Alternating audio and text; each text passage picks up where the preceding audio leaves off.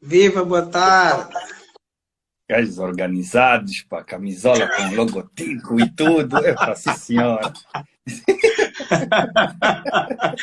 Então, estás Oh, bem? então não. Você não se Epá, deixa, pá. eu já esperava uma entrada triunfal, pá. Como é? Estás a ouvir bem? Estou a ouvir perfeitamente. E tu estás a me ouvir bem? Ok, é porque sabes como é que é? A net às vezes dá. Então, se calhar pode ser melhor, às vezes, um gajo usar o 3G em vez do Ok. Wi-Fi, porque às vezes o Wi-Fi, mas se estiver a sentir alguma coisa, dizes que é para trocar. Está bem, ó, é para pessoas organizadas são assim, informam com antecedência que pode haver algum problema, né? Já agora a imagem não está tão nítida quanto a tua, não tenho produção, mas está boa, estás a ver bem. Não tenho Vejo. produção e Mas tal. uma pessoa bonita vê sempre bem. Então, como é que é?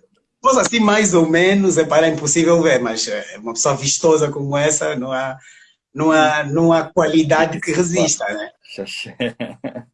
Como é? Tranquilo? Tá tudo bem, contigo tá tudo bem, não é? Tranquilo, tranquilo. O dia. Então, Ivanilson, Yeah. pá, vamos falar um pouquinho. Hum, Esse convite, epá, deixa-me agradecer-te por teres aceito o meu convite, né?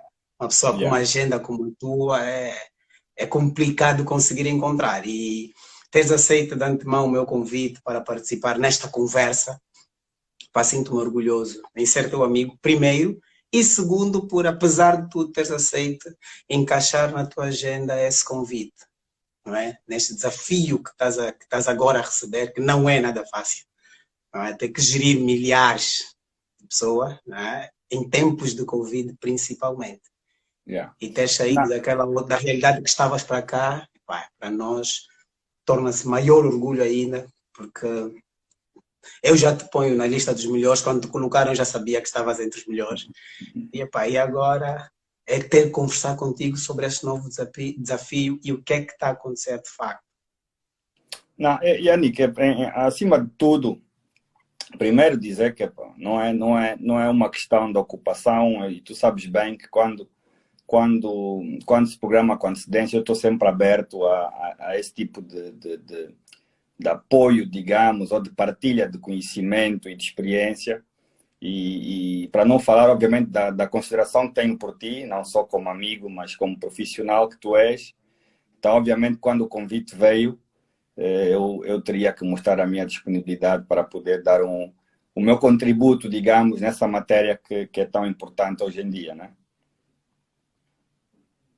Então, Ivanilson, vamos lá, deixa-me lá fazer uma introduçãozinha. Nós estamos não, já estamos a um ano exato da Covid-19 em Angola, propriamente. E nesta fase de março para cá, nós tivemos um festival de leis, não é? Começamos no estado de emergência, agora estamos numa calamidade que não termina, não é? Essa calamidade que não termina e que é uma série de discussões sobre a legalidade desse estado. Mas aqui nos interessa, de facto, a questão laboral e a questão de emprego.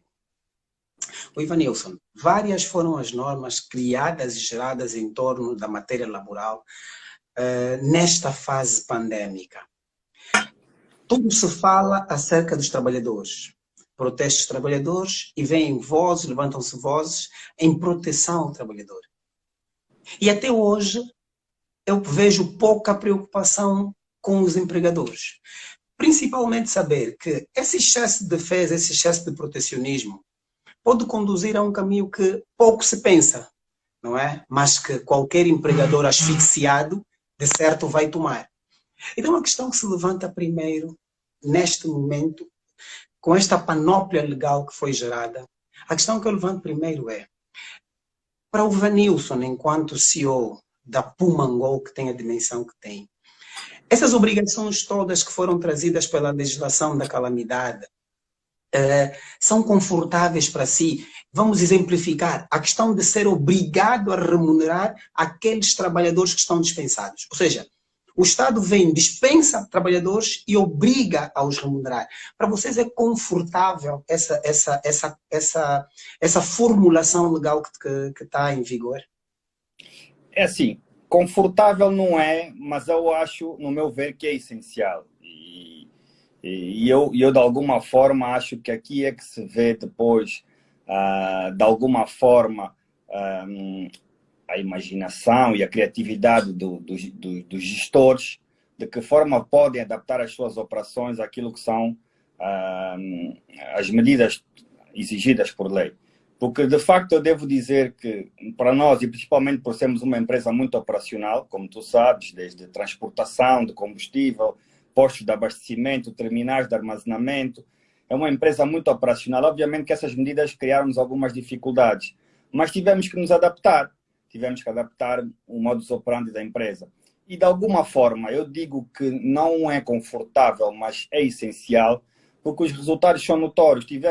Obviamente, tivemos casos dentro da empresa, mas tivemos poucos casos. Poderíamos ter tido mais casos, se calhar, se não tivesse havido essas medidas e não tivéssemos que nos adaptar para que evitássemos a propagação do vírus. Portanto, eu acho que, de um modo geral, é difícil, sim, para os empregadores, mas é uma forma de puxar para a criatividade dos mesmos e poderem adaptar-se à realidade. Eu, pessoalmente, digo que não foi fácil, mas agora o balanço ao final de um ano, no meu ver, é positivo.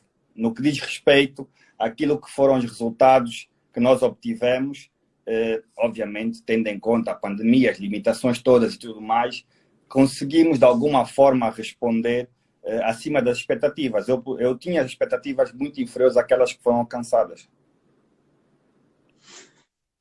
Ok. Não é confortável, mas foi essencial para conter também a questão pandêmica. Mas o esforço salarial ter permanecido, o esforço salarial permanece o mesmo. Sim. Pela operacionalidade, até eu compreendo que pode não ter sofrido tanto abalo, porque as pessoas continuaram a trabalhar, continuaram a conduzir, continuaram a necessitar do bem que vocês produzem. Mas essa questão do teletrabalho, porque foi trazida também, essa questão do teletrabalho foi introduzida à nossa legislação. É verdade que também é discutida porque não tem regulamentação anterior, então vem aqui uma discussão jurídica que não nos interessa, que na verdade é saber se ela é ou não é legal, se ela é ou não é legítima. Mas a questão que aqui se põe é, este teletrabalho veio aumentar os vossos custos, manteve os custos ou reduziu os custos? É assim, de alguma forma eu posso dizer que conseguimos manter os custos quando era expectante que nós fôssemos reduzir. E digo manter por quê? Porque, obviamente, deixamos de ter alguns custos, como os custos de escritório, com muita gente a ocupar os escritórios, gasta-se menos energia, gasta-se menos internet no escritório. Mas, em compensação, estou a gastar mais internet com pessoas em casa. Tive que dar laptops a pessoas que não tinham laptop.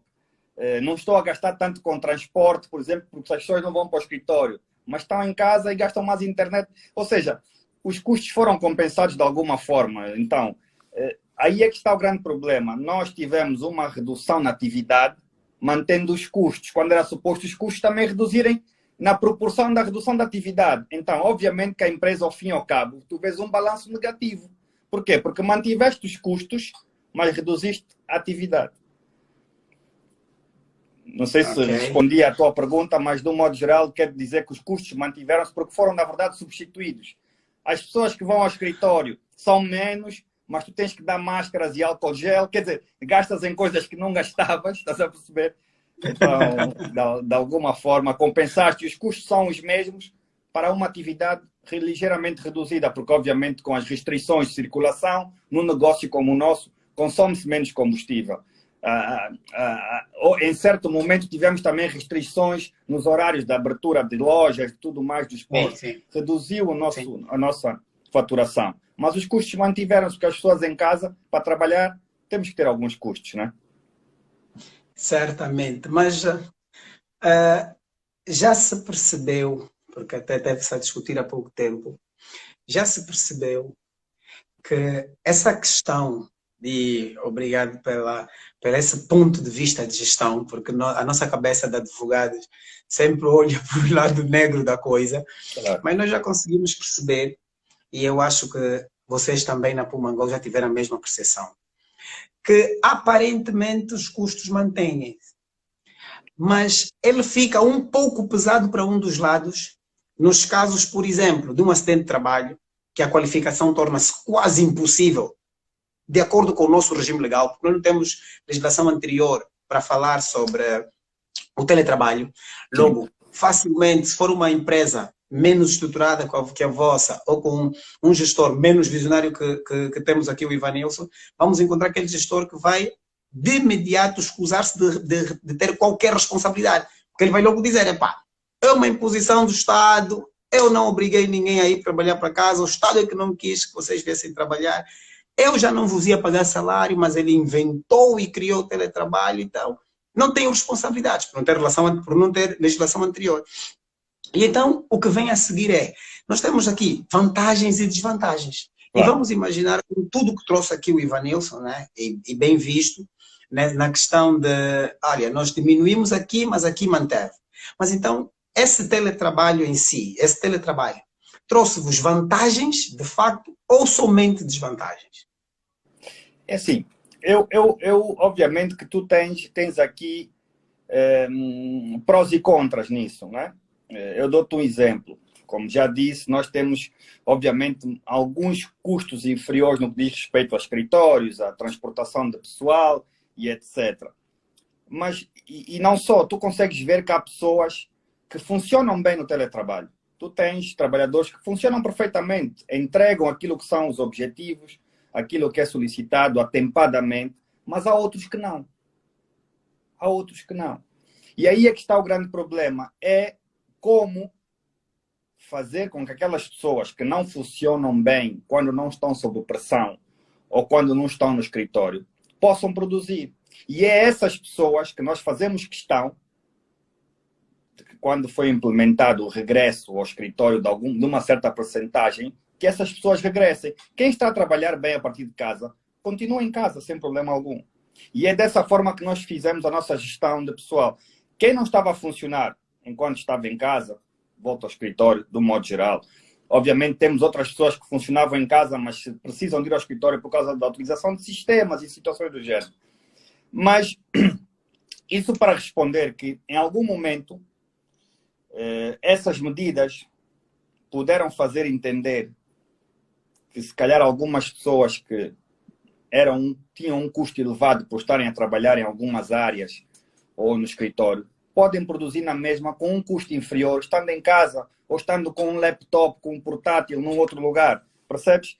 Mas também se pode perceber que há, de facto, pessoas que não funcionam desta forma. Em relação à questão que tu disseste dos salários, é assim, no meu ponto de vista, a empresa continua a funcionar. Obviamente que nós aqui temos que entender que o impacto depende da atividade para atividade, como é óbvio. Nós temos, felizmente, uma atividade que, independentemente de qualquer coisa, é essencial. As pessoas têm que consumir combustível, a indústria consome combustível. Ou seja, é uma atividade diferente de muitas outras que eu vi portas a fechar. E que eu entendo perfeitamente que não tinham como continuar a pagar salários. Porque não estavam a fazer dinheiro. Porque a atividade parou por completo. Então, eu acho que essas medidas deveriam ser implementadas com alguma particularidade, dependendo do setor da atividade. Não sei se me fiz entender, Yannick. Sim. Porque, obviamente, o que funcionou ou que funciona para a Pumangol pode não funcionar para uma outra empresa. Porque a atividade é completamente diferente e o impacto foi muito maior do que em nós. Percebes? E dentro dessa ótica, obviamente, e como já comentei em alguns outros fóruns, temos outras questões, como a questão de que deve existir sempre uma balança, uma forma de poder equilibrar aquilo que são as medidas. Nós estamos a exigir isso das empresas, de alguma forma devemos apoiá-las de outra, né? Ou seja, esta empresa não pode parar de pagar salários, mas ao mesmo tempo vamos reduzir o imposto dessa empresa, que é para ela poder responder àquilo que é o pagamento de salários dos trabalhadores dela, independentemente da atividade ter reduzido. Agora, se tu continuas com o mesmo peso a nível de custos, impostos, em alguns casos até aumentaram, como nós bem sabemos, em alguns casos até aumentou o peso. E da mesma forma, com uma redução da atividade, tu tens que continuar a pagar os salários. Tu tens que continuar a pagar alguns benefícios. Quer dizer, numa empresa, por exemplo, como há muitas, em que o pacote do do trabalhador é feito de muitos subsídios, ok, estás a trabalhar a partir de casa, perdes os subsídios. Mas numa empresa em que o pacote do trabalhador é feito mesmo de salário base, não tens como cortar, vais ter que pagar o trabalhador. Por isso é que temos muitas empresas em que o salário base é muito baixo e depois é tudo muito subsídio. Essas empresas tiveram alguns benefícios. Essas empresas tiveram alguns benefícios, porque ficaram a pagar apenas o salário base e cortaram todo o resto. Estás em casa, não precisas de subsídio disto, acabou. Então, isso aí depende, né, de empresa para empresa. Eu, particularmente, essa é a minha opinião. Eu acho que... E depois temos uma outra questão. Numa era como a que nós estamos agora a viver, tu tens, de alguma forma, as empresas que anualmente implementavam aumentos salariais ou pagamentos de bónus, foi muito complicado e este ano não tinham como fazer isso. Agora, se tu não tens como acompanhar aquilo que é a inflação, acompanhar a desvalorização da moeda e aumentar salários do trabalhador, pelo menos que o salário do trabalhador se mantenha minimamente intocável. Depois tu levas mais com um imposto em cima, que sabemos bem qual foi o novo que entrou, em que mexe mais no salário dos trabalhadores. Ou seja, aquilo que os trabalhadores recebiam net, né? O salário, como é que se diz em português? O salário limpo, né? Podes falar mesmo em inglês ou em francês ou em espanhol. E depois, o empregador que poderia ajudar de alguma forma, fazendo um reajuste salarial, não tem como. Não tem como. Enquanto a situação estiver assim, não tem como. Quer dizer, e eu acho que é aí algumas tacadas que são dadas e que não são dadas no momento certo e que criam algum impacto. Aí, obviamente, que o empregador depois é sempre aquele que leva com o choro no ombro, né, dos trabalhadores, obviamente, que leva, ok, esse ano não se aumentou, este ano não se ajudou, este ano não recebemos isto, este ano não houve cabaz, este ano não houve bônus, este ano... Ok, mas bom, os trabalhadores, no final de contas, estão ali presentes e veem a atividade da empresa e sabem o impacto que tudo isso teve naquilo que era o volume de negócios. E de alguma forma eu acho que é aí que nós deveria haver mais algum apoio do Estado, né? Mas o Ivanilson, quando fala destes trabalhadores, está a falar daquele grupo que sabe trabalhar em casa, que atinge os objetivos. Sim. Porque nós também, em boa verdade, temos aquele que estão nem aí para a redução que teve a empresa, estão nem aí para o esforço que a empresa tem feito para pagar salário. Esse é o interesse dessa nossa iniciativa, dessas conversas sobre o emprego em tempo de Covid. Porque, na verdade, em boa verdade, nós não podemos crer de forma alguma, a Pumangol tem a atividade que tem e é essencial. Ok, mas o Evanilson fez uma analogia perfeita com quem não tem. Com quem não é da atividade essencial e com os muitos que nós conhecemos que estão a fechar as portas. Então vamos pegar nisso e pensar. Imagina que não tenham aqueles trabalhadores que cumpram objetivos. Não resta nada mais a não ser reduzir salários. Porque aqui entramos de facto para o nosso tema, depois dessas questões e dessa introdução muito bem feita ao Ivanilson. A questão aqui é justamente a seguinte. E vem aqui, da piedade, vem o senhor aqui a perguntar se houve despedimentos da Pumangol. Mas a nossa questão não é de facto o despedimento. Mas o Ivanilson, é inevitável. É justamente o que queremos tocar. É inevitável por quê? Porque essas medidas que vêm, e o Ivanilson fez trouxe a frase final que eu vou pegar para poder entrar de facto no nosso tema, que é: o Estado devia ter feito melhor, mas devia mesmo ter feito melhor. Porque nas outras geografias, como diz a minha colega Cláudia, nas outras geografias, nós sabemos bem o que foi feito. Claro. Nós sabemos muito bem. Os meus comentários estão com base naquilo que nós ouvimos do que está a ser feito noutros sítios. Não é? É justamente isso. É justamente porque nós não podemos estar a exigir que não se corte salários, meta essas pessoas todas em casa. A empresa vai produzir. Como é que tu vais girar faturação para pagar salários, para não falhar com salários? Se tens que pôr em algumas atividades, as pessoas não funcionam bem em casa. A atividade em casa não funciona, tem que fechar portas. Dou-te exemplo de hotéis, restaurantes, o que for, atividades, seja lá o que for, tem que fechar portas. Como é que vais pagar salários? Como é que vais continuar a responder? Primeiro, tens esse caso. E depois tens o caso, conforme tu já disseste, de pessoas que não produzem no teletrabalho. Não produzem, pura e simplesmente. E depois, a atividade reduziu. Impostos mantêm-se. Aumentam. Custo mantém-se. Das duas, uma. Ou vais ter que reduzir salários. Para mim, eu não sou muito apologista da redução de salários. Para mim, se tens como emagrecer a estrutura, é mesmo, tens que despedir pessoas. Tens que despedir pessoas. Porque primeiro tens aí, para mim, aqueles que ficam têm que estar satisfeitos.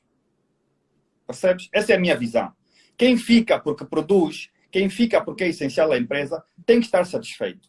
Tu não podes ter alguém que tu, de alguma forma, achas que é essencial para a empresa e vais mantê-lo insatisfeito reduzindo-lhe o salário. Ele não vai produzir aquilo que tu esperas.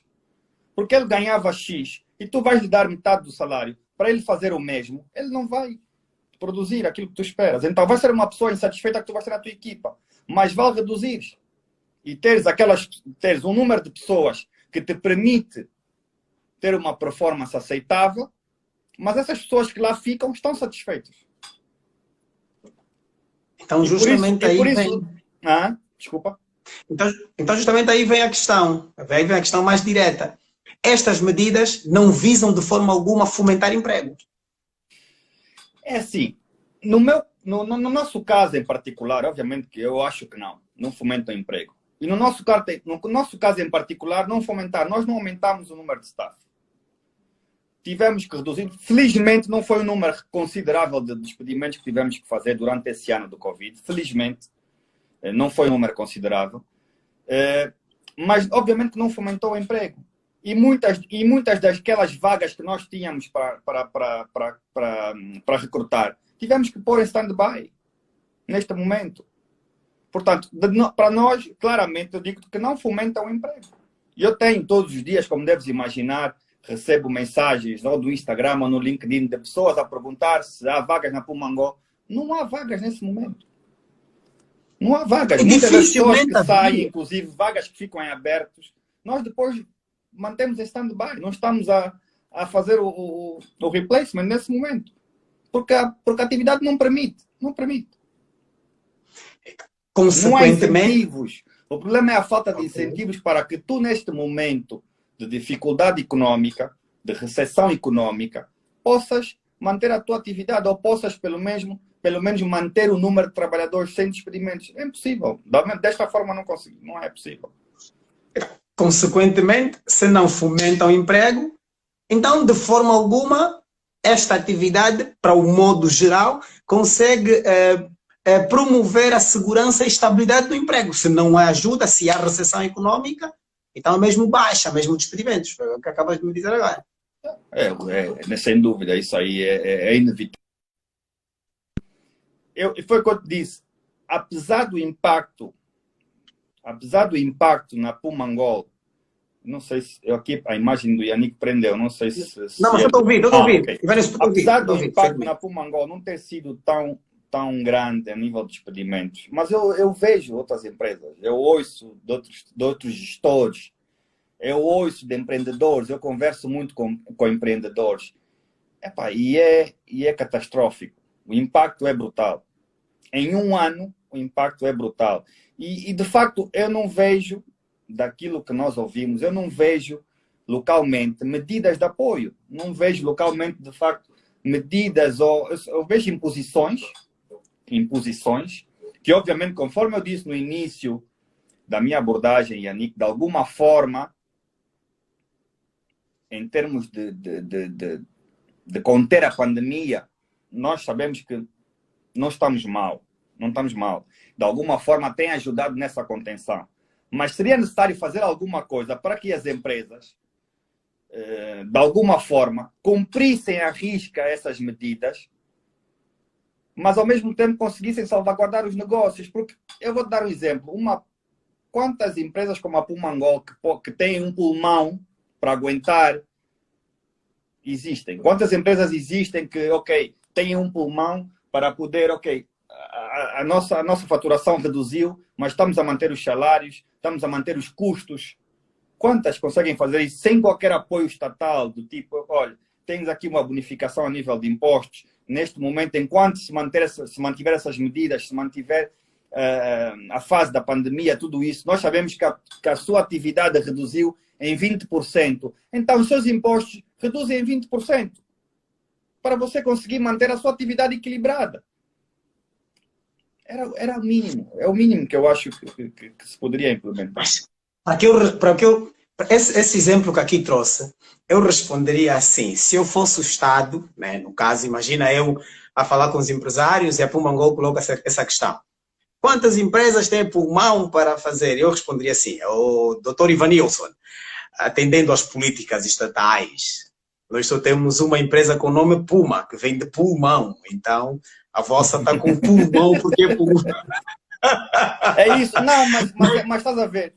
Conseguimos aguentar um ano. Ao fim do ano tivemos que despedir. Não muitas pessoas, mas tivemos que despedir. O que é que virá daqui para frente se continuarmos assim?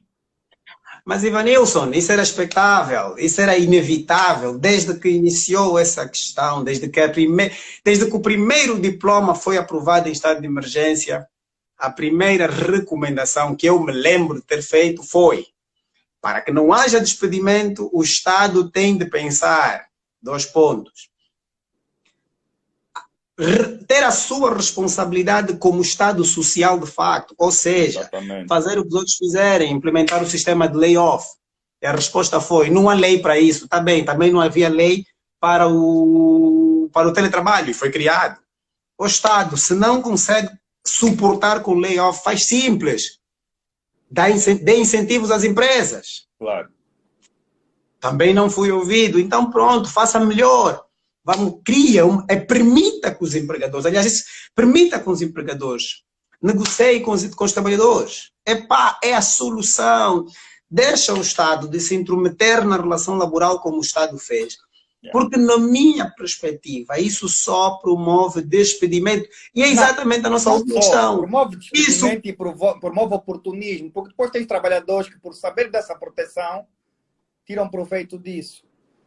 Não é o caso dos de risco. E depois ainda se queixam quando tem alguma consequência desse comodismo. Este é que é o Como é que você...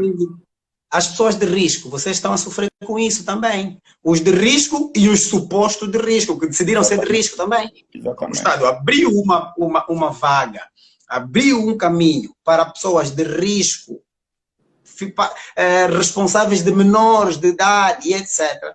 E depois há aquele vácuo entre o ser de risco para trabalhar e o ser de risco para ir a festas, para ir aos primos, para estar na rua.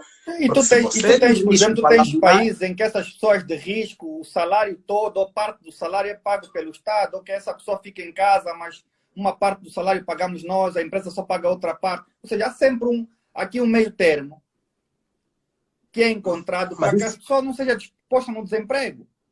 Para que não, mas essa é a nossa responsabilidade. É a responsabilidade do Estado, é a responsabilidade social. Exatamente. O Estado tem a obrigação de promover isso. Mas não foi o nosso caso foi diferente.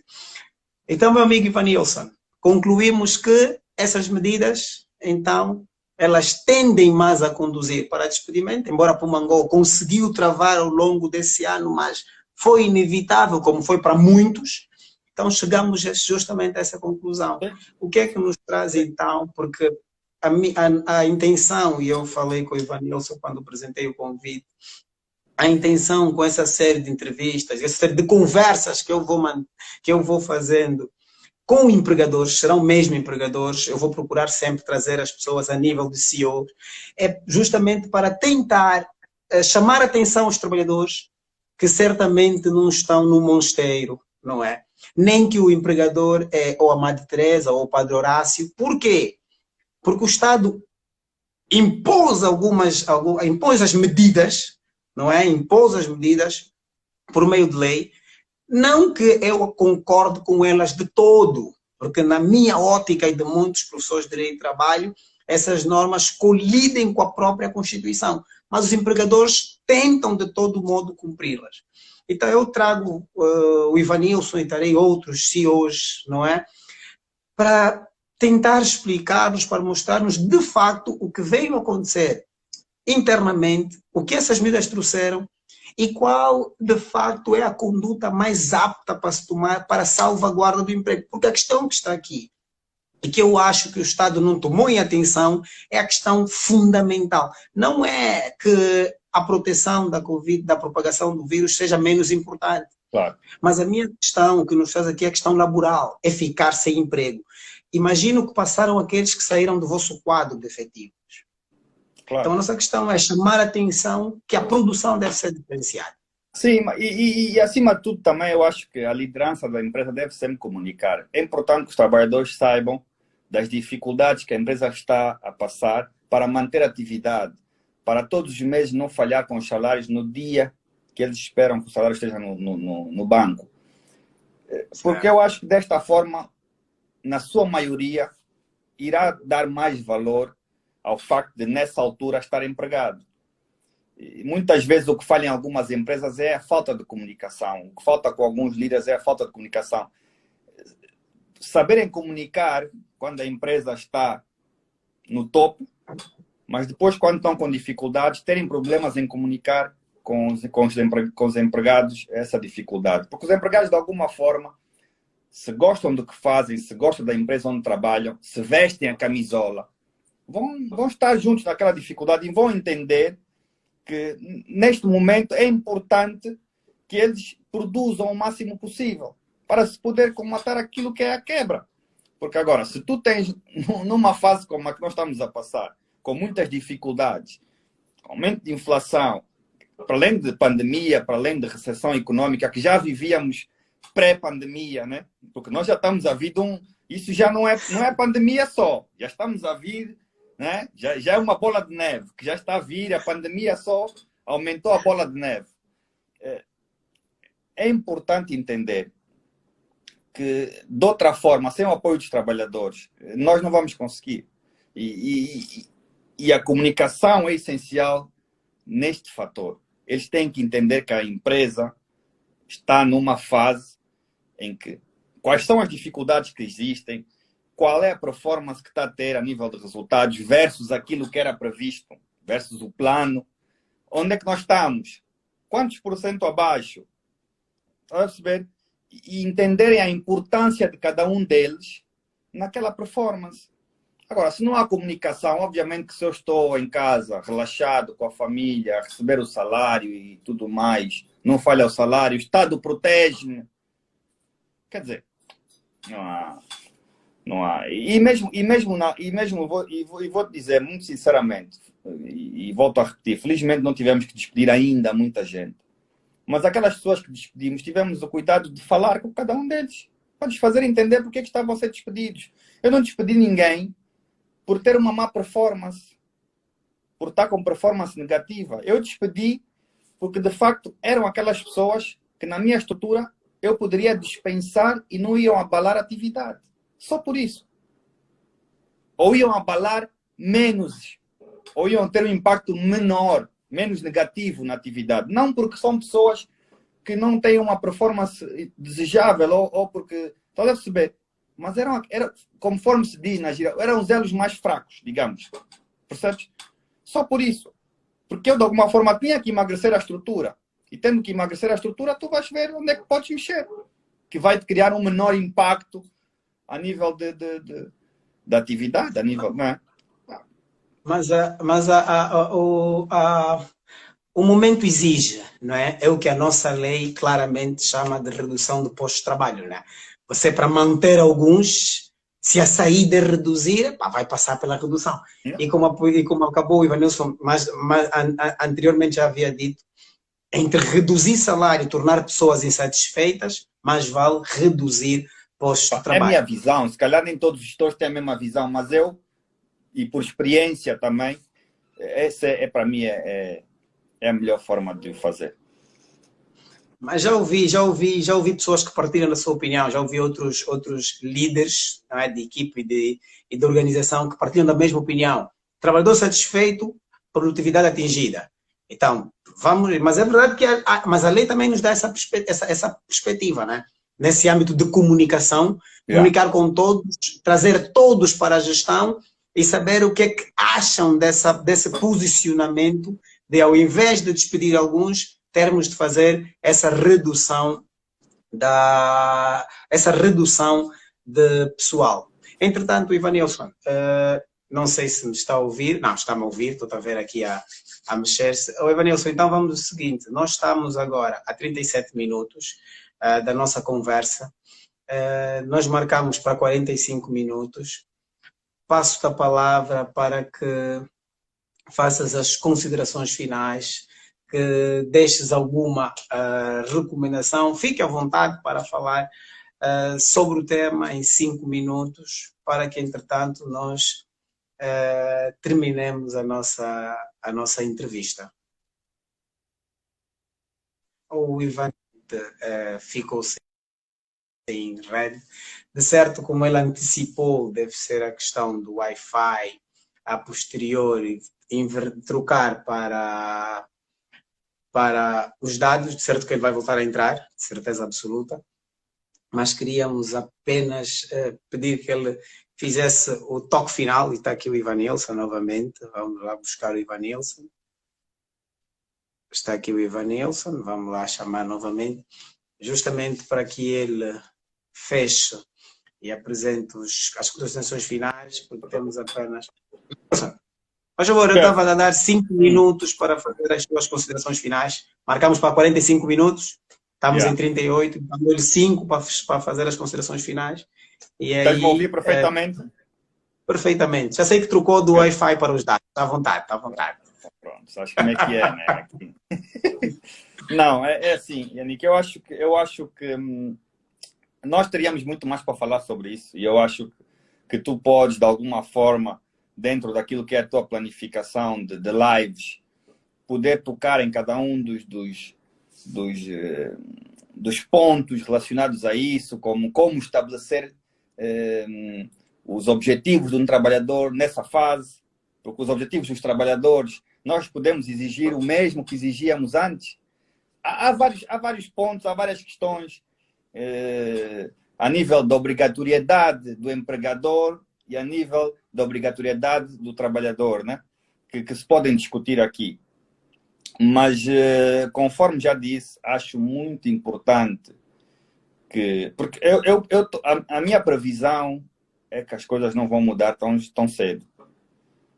Então, eu acho que se em um ano pouco ou nada foi feito para apoiar as empresas, principalmente as pequenas e médias empresas, porque eu disse, obviamente, que as grandes empresas têm algum pulmão que as pequenas e médias empresas não têm, e principalmente as pequenas e médias empresas, os pequenos e médios empreendedores precisam de um apoio. Senão vamos ter nos próximos meses muitas mais empresas, muitos mais desempregos, muitas mais empresas a fecharem. Isso é facto. Nem há sequer aqui nenhuma dúvida, nem é discutível. Então, eu acho que está na altura de se implementar algumas medidas, de se seguir alguns exemplos. Nem precisamos de ir à Europa, temos alguns países africanos à volta daqui. Eu dou-te um exemplo. Há dias estive a conversar com o colega da Zâmbia, o diretor-geral da filial da Puma na Zâmbia. E o governo lá reduziu os impostos para as empresas do setor petrolífero da distribuição, porque não estava a conseguir, por exemplo, fazer uma atualização de margem, porque ela faz todos os anos uma atualização da margem do distribuidor, e que permite ao distribuidor também, de alguma forma, fazer o aumento salarial, fazer toda essa... Estás a perceber? Como eles não teriam essa possibilidade de fazer a atualização de margem para o distribuidor, reduziram os salários para que a empresa pudesse, de alguma forma, não sentir um impacto negativo por não ter sido feito o aumento da margem. É um exemplo, ok? E depois, a nível dos trabalhadores, nós temos em outros países a proteção do trabalhador não é feita desta forma. Se não produz, se é despedido por justa causa, independentemente de ser em fase de pandemia ou não tem que haver nenhuma ação contra a empresa. A empresa tem que saber justificar porque é que está a reduzir. Por exemplo, nós fizemos questão de informar porque é que estaríamos a despedir e quem seriam as pessoas que vamos despedir. Por que estas? Por que agora? Ou seja, a comunicação é novamente aquilo que é crucial para mim. Eu acho que é isso. Sinceramente falando, é isso. Mesmo as empresas grandes, porque isso ainda vai durar mais tempo, mesmo as empresas grandes, daqui a algum tempo, vão começar a ter que tomar umas medidas mais drásticas. Se as coisas não mudam, se o apoio não vem, de facto, E se as mentalidades não mudam, porque os trabalhadores também têm que mudar a mentalidade, em alguns casos. Nós já estamos aí a ver, só assim, jeito de provocação, o que está a acontecer com o nosso BPC, né? Mas não é aqui chamado para não termos problemas aí, só ainda cortam o nosso sinal, é melhor evitar problemas. Yeah. Ivanilson, só para te deixar aqui um alerta, uma vez que sabes bem do meu interesse do projeto, começamos aqui, mas eu espero, em muito breve mesmo, conseguir montar a sala para que consiga vos receber pessoalmente. Não é? Para estarmos juntos e podermos conversar melhor sem ter essa diferença. Aliás, nem temos Covid sequer, não precisamos estar tão longe. Então eu espero ter essa sala, então já fica aqui o convite público, que assim que tiver pronto o nosso espaço físico, tu serás o primeiro convidado também para voltarmos a falar um pouquinho, mas dessa vez presencialmente, sobre este ou algum outro tema relacionado, porque já que não vai acabar agora, então a nossa série de conversas também não acaba agora de jeito algum. Eu daqui a 15 dias... Yannick, quando quiseres, conta comigo. Eu acho que é importante partilhar experiência, partilhar conhecimento. É a melhor forma que nós temos de poder apoiar, porque eu não posso cortar impostos ou dar subsídios, então partilho informação, partilho conhecimento, né? Mas também fica atento, Ivanilson, não é porque estamos aqui que vais dizer que estás à disposição. Também não tens outra escolha, tens que estar mesmo à disposição. Aqui não... O nosso vínculo não é de muitas escolhas, só de antecedência, até antecedência aí. Então, Ivanilson, muito obrigado, meu amigo. Muito obrigado por ter estreado aqui a nossa conversa. Não é como a do Gilmário na Via, mas é a nossa conversa sobre os empregos em tempo de Covid. Dentro de 15 dias vou convidar, vai estar aqui conosco também o nosso amigo Hugo Teles, né? Também está no nível CEO do BIC.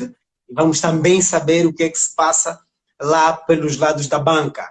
Vamos trazer o Hugo Teles, não é? CEO do Banco BIC, para também, neste mesmo nível que nos trouxe o Ivanilson, trazer-nos também o posicionamento daquele setor para novas questões e também para esclarecer, ver se torna mais motivador ainda, como sublinhou o Ivanilson, para que os trabalhadores mudem de postura, porque é a postura que dita nesta altura quando se abre o caderno para redução de postos de trabalho, quando se abre o caderno para despedimentos, para emagrecimento, como bem sublinhou aqui o meu amigo Ivanilson. Ivanilson, muito obrigado. Boa noite. Obrigado a todos que estiveram aqui presentes a assistir. Hein?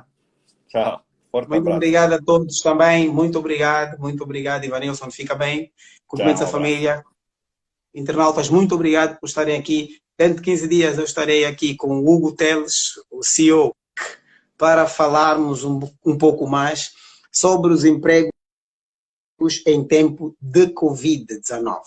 Muito obrigado. Fiquem bem. Um beijo do coração.